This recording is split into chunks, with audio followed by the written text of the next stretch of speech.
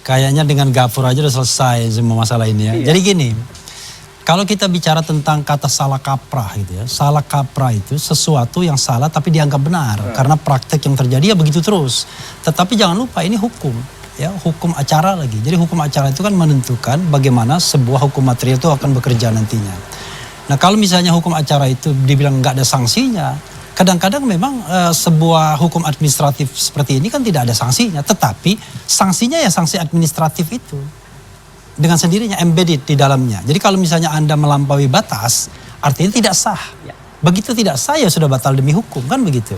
Nah saya setuju kalau mengatakan bahwa 361 huruf A itu pakai KUHP yang lama.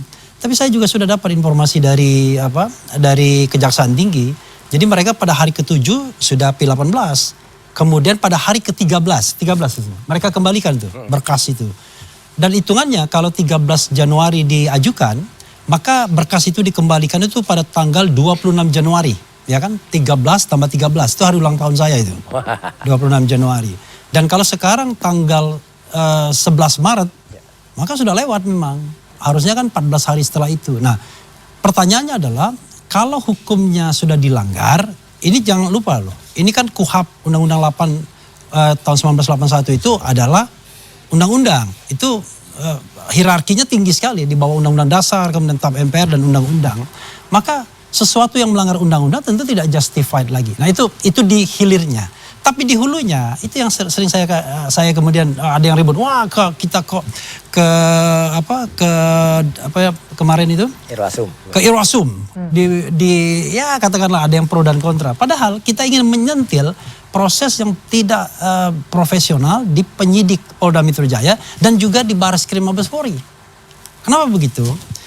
Ketika dilakukan proses pelaporan oleh Pak Jokowi dan kemudian diambil keterangannya itu pada tanggal 30 April. Pada tanggal 30 April itu kasus belum selesai sesungguhnya. Ini kan kasus induknya adalah soal penggunaan ijazah palsu atau dokumen palsu oleh Jokowi. Nah, baru pada tanggal 22 Mei kasus itu sokol dihentikan yang kita anggap juga melanggar perkap mereka sendiri.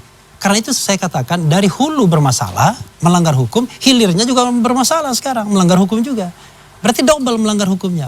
Karena itu tidak heran kalau kemudian berdasarkan mandat misalnya KUHP yang baru atau mau KUHP yang lama silahkan saja. Maka kasus ini harus dihentikan. Dihentikan demi hukum karena sudah melanggar hukum. Tidak ada lagi legal standing dan tentu saja moral standing untuk dilanjutkan. Nah cuman tim sana kan awalnya nggak cocok sama kita. Lama-lama cocok juga kan. Lama-lama memang harus dihentikan. Tapi bukan dihentikan dengan RJ, restoratif justice. Nggak ada. Jadi ada 10 alasan untuk menghentikan kasus itu. Dan ini adalah alasan karena sudah melanggar hukum. Jadi demi hukum, demi penghormatan terhadap hukum, kasus ini dihentikan karena dari hulu dan hilir sudah melanggar hukum.